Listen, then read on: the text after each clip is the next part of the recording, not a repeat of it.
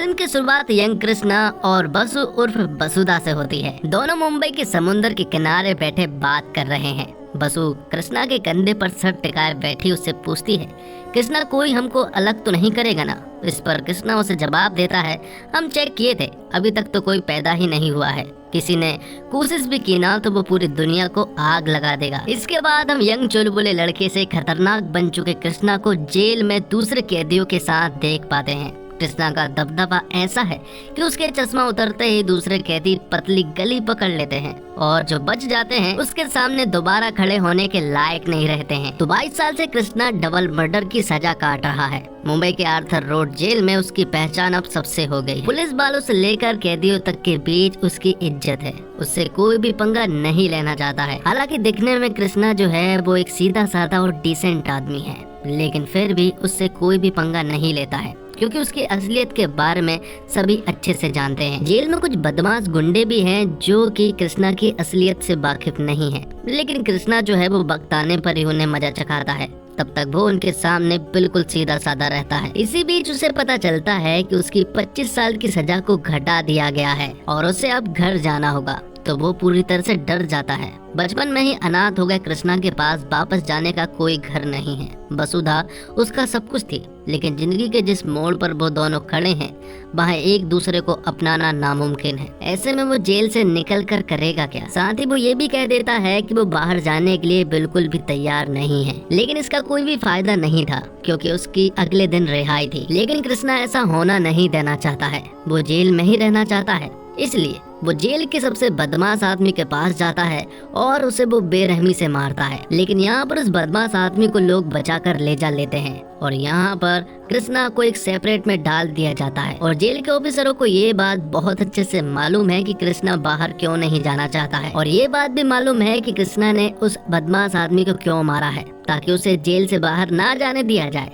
लेकिन decision final था और उसे अगले दिन जेल से रिहा होना ही होगा। कृष्णा के जेल से निकलने का मतलब था कि कृष्णा का 22 साल पहले हुए वाक्यों को दोबारा जीना, वसुधा से दोबारा मुलाकात और बीते गमों की दोबारा वापसी। इस सब के बीच उसे उस काली अंधेरी रातों को फिर से जीना पड़ेगा जिसने उसकी और वसुधा की जिंदगी को आम लव स्टोरी से बदलकर एक खौफनाक सपने के रूप में बदल दिया था। तो अगले दिन कृष्णा रिहा होने वाला था और कृष्णा का सबसे अच्छा दोस्त जिग्नेश जो है वो ये बात बसु को भी बता देता है, जिसके बाद कहानी जो है वो 22 साल पहले शिफ्ट हो जाती है, जहाँ पर कि हम यंग बसु और कृष्णा को देख पाते हैं। 22 साल पहले दोनों ही मुंबई के एक चौल में रहा करते थे। दोनों ही एक दूसरे के पड़ोसी थे और यहीं पर रहकर दोनों एक दूसरे से प्यार करने लगे थे। उनका प्यार ऐसा था कि दोनों एक दूसरे के लिए कुछ भी कर सकते थे। वसुधा के पास तो उसकी पूरी फैमिली है, लेकिन कृष्णा के पास कुछ भी नहीं है, वो पूरी तरह से अनाथ है। उसकी पूरी फैमिली सिर्फ और सिर्फ वसुधा ही है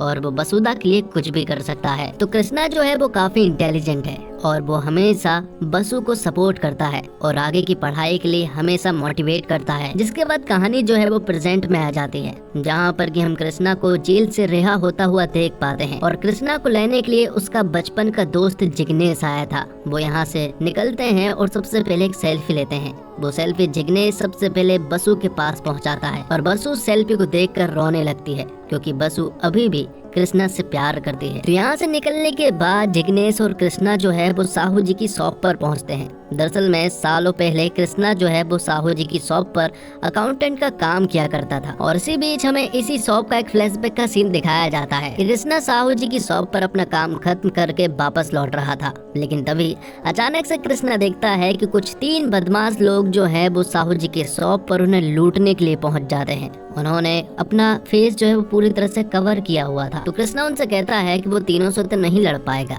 लेकिन उन तीनों में से वो एक को तो आराम से पकड़ ही लेगा और फिर तीनों ही पकड़े जाएंगे, इसलिए तुम्हारे पास मौका है कि तुम अभी यहाँ से भाग सकते हो। ये सुनने के बाद वो तीनों ही यहाँ से भाग गए थे और बाद में जब कृष्णा अपने चौल में वापस आता है तो वो यहीं पर रहने वाले पकिया नाम के लड़के से मिलता है। वो उसे 2 चांटे लगाता है और कहता है कि आज के बाद साहू जी की दुकान के आसपास दिखना भी नहीं। दरअसल में कृष्णा ने पकिया को पहचान लिया था कि उन 3 आदमी में से एक पकिया था, लेकिन पकिया जो है वो असल में एक बदमाश आदमी है और वो अक्सर ऐसे काम करता रहता है। अब अगले दिन हम देखते हैं कि कृष्णा जिस कंपनी में काम करता है वहाँ उसका बॉस उसे बताता है कि उसका प्रमोशन हो गया है और बेंगलोर में 7 दिनों की ट्रेनिंग के बाद उसे जर्मनी भेजा जाएगा। ये सुनने के बाद तो वो बहुत ज्यादा खुश हो जाता है और तुरंत ही ये बात बताने के लिए बसु के पास पहुंचता है। बसु ये बात सुनकर रोने लगती है। दरअसल में कृष्णा जो है वो जर्मनी 2 साल के लिए जाने वाला था, लेकिन बसु उससे कहती है कि मेरे आंसू को देखकर ये मत समझना कि मैं खुश नहीं हूँ, मैं बहुत खुश हूँ। लेकिन अब कृष्णा का दिल भर आता है क्योंकि 2 साल बसु के बिना बिताना उसके लिए एक बहुत बड़ी चुनौती थी। हालांकि कृष्णा वहाँ जाना नहीं चाहता था, लेकिन बसु उससे कहती है कि ये तुम्हारे फ्यूचर का सवाल है। वो कहती है कि 2 साल की ही तो बात है, 2 साल के बाद वो दोनों शादी कर लेंगे और फिर हमेशा साथ रहेंगे। जिसके बाद वो अपने चौल में वापस जाने लगते हैं। वो चौराहे पर रुकते हैं जहाँ पर कि बसु कृष्णा से कहती है कि मैं यहाँ से जाती हूँ और वो 5 मिनट के बाद आए, वरना सभी को शक हो जाएगा। और जब बसु चौल में जा ही रही थी कि तभी अचानक से 3 बदमाश लड़के यहाँ पर बसु को पकड़ लेते हैं और वो बसु के साथ दुष्कर्म करने की कोशिश भी कर रहे थे। और उन 3 लड़कों में से एक लड़का पकिया था। तब यहाँ पर कृष्णा पहुँचता है और वो उन तीनों लड़कों को बुरी तरह से मारने लगता है। उसके हाथ एक हथियार भी लग चुका था, जिस वजह से वो उन तीनों में से 2 की जान ले लेता है और पकिया यहाँ से भाग चुका था। यहाँ से वो उन दोनों को सड़क पर घसीटते हुए लेकर आता है और खुद को सरेंडर कर देता है। जिसके बाद कहानी जो है वो प्रेजेंट में आती है। यहाँ पर हम कृष्णा को देख पाते हैं जो कि 22 सालों के बाद चौल में वापस आया था। वो सबसे पहले अपने कमरे में पहुंचता है। 22 साल पहले कृष्णा ने इस कमरे में एक अंगूठी छिपाई थी और वो वही यहाँ पर लेने के लिए आया था। वो अंगूठी यहाँ पर नहीं थी और फिर तभी यहाँ पर एंट्री होती है बसु की। बसु यहाँ पर उससे मिलती है और दोनों एक दूसरे को देखते ही रह जाते हैं। बसु यहाँ पर कृष्णा से कहती है कि मुझे मालूम था कि जेल से निकलने के बाद वो यहाँ पर जरूर आएगा और उसे ये भी मालूम है कि वो यहाँ पर अंगूठी लेने के लिए आया था। लेकिन सालों पहले ही बसु ने उस अंगूठी को कृष्णा के कमरे से निकाल लिया था। जिसके बाद बसु कृष्णा को उस जगह पर ले जाती है जहाँ पर कि वो दोनों अक्सर मिला करते थे और यहाँ पर कृष्णा बसु को बताता है कि वो आज रात ही दुबई जा रहा है और फिर मुंबई वो वापस कभी नहीं लौटने वाला। तभी यहाँ पर बसु के हस्बैंड अभिजीत का कॉल आता है और यहाँ कृष्णा को मालूम चलता है कि बसु ने अभिजीत को उन दोनों के बारे में सब कुछ बता दिया है। ये सुनकर कृष्णा पूरी तरह से हैरान रह जाता है और वो बसु से कहता है कि हम दोनों ने वादा किया था कि हम दोनों के बारे में हम किसी को भी नहीं बताएंगे। तो बसु कहती है कि तुम्ही ने कहा था कि आगे बढ़ जाओ और अब मैं जिस इंसान के साथ आगे बढ़ूं और उसे तुम्हारे बारे में ना बताऊं तो उस इंसान के साथ नाइंसाफी होगी। अब क्योंकि अभिजीत कृष्णा के बारे में सब कुछ जानता है, इसलिए अभिजीत कृष्णा को घर बुलाता है। इसलिए बसु जो है वो कृष्णा को अपने घर ले जाने लगती है, जबकि कृष्णा का बिल्कुल भी मन नहीं था कि वो बसु के घर जाए और अभिजीत से मिले। अब जब कृष्णा बसु के घर पहुंचता है तो उसे मालूम चलता है कि बसु का बिजनेस जो है वो काफी अच्छा चल रहा है और अभिजीत भी काफी अमीर आदमी है। और अभिजीत के घर पर पहुंचते ही उसे वो वकील मिलता है जिसने कृष्णा को छुड़ाने में मदद कराई थी और उसे देखकर यहाँ पर कृष्णा को मालूम चलता है कि दरअसल में 2.5 साल की जो सजा कम कराई गई है वो दरअसल में अभिजीत की वजह से कम कराई है। लेकिन ये बात बसु को नहीं मालूम है। और फिर थोड़ी देर के बाद बसु यहाँ पर आ जाती है, जिसके बाद वो तीनों ही बात करने लगते हैं और बसु अभिजीत को बताती है कि दरअसल में कृष्णा जो है वो आज रात ही दुबई जा रहा है। जिसके बाद बसु को एक अर्जेंट काम आ जाता है ऑफिस के लिए, इसलिए वो तुरंत ही ऑफिस के लिए निकल जाती है। उसके जाते ही अभिजीत यहाँ पर कृष्णा से बात करने लगता है और वो तुरंत ही उस रात के बारे में पूछता है। हालांकि अभिजीत को उस रात के बारे में बहुत अच्छे से मालूम है, लेकिन एक बार फिर से वो कृष्णा के मुंह से सुनना चाहता है। लेकिन यहाँ पर बसु ने जिस तरह से अभिजीत को बताया था उसी तरह से यहाँ पर कृष्णा भी अभिजीत को उसी तरह से सब कुछ बताता है कि उन 3 लोगों में से उसने 2 को मार दिया था और एक लड़का पकिया जो है वो भाग गया था। जिसके बाद उन दोनों लड़कों को उसने घसीटता हुआ सड़क पर लेकर आया था और खुद को सरेंडर कर दिया था। लेकिन यहाँ से अभिजीत को आगे की स्टोरी नहीं मालूम थी। उसे जानना था कि आखिर आगे हुआ क्या, आगे पकिया का क्या हुआ। जिस पर कि यहाँ पर कृष्णा बताता है कि उसके जेल जाने के बाद उसे सिर्फ और सिर्फ एक ही चिंता सता रही थी कि जेल में आ जाने के बाद अब पकिया जो है वो बसु के साथ कुछ करना दे। इसलिए कृष्णा ने बसु को अपनी पूरी फैमिली को लेकर मुंबई छोड़ने को कहा था। तब बसु ने ऐसा ही किया था और उसकी पूरी फैमिली मुंबई छोड़कर चली गई थी। और फिर कुछ दिनों के बाद कृष्णा को मालूम चलता है कि थाईलैंड में महेश नाम का एक बहुत बड़ा गैंगस्टर जो है वो अरेस्ट हो चुका है और उसे थाईलैंड से अब इंडिया लाया जा रहा है। लेकिन इंडिया में भी उसके बहुत सारे दुश्मन हैं। तो महेश जो है वो उसी जेल में आ जाता है जिस जेल में कृष्णा है। तब कुछ क्रिमिनल्स को जेल में लाया जाता है जो कि महेश को मारना चाहते थे और महेश जो है वो यहाँ पर कृष्णा की शरण में आ जाता है और कृष्णा भी महेश को बचाने वाला है क्योंकि उन क्रिमिनल्स में से एक क्रिमिनल पकिया है। तो पकिया के साथ 4-5 लोग और भी हैं जो कि यहाँ पर महेश को मारने वाले हैं। एक दिन वो मौका देकर महेश को मारने के लिए आते हैं, लेकिन उसका सामना जो है वो कृष्णा से हो जाता है और कृष्णा यहाँ पर पकिया को बुरी तरह से मारता है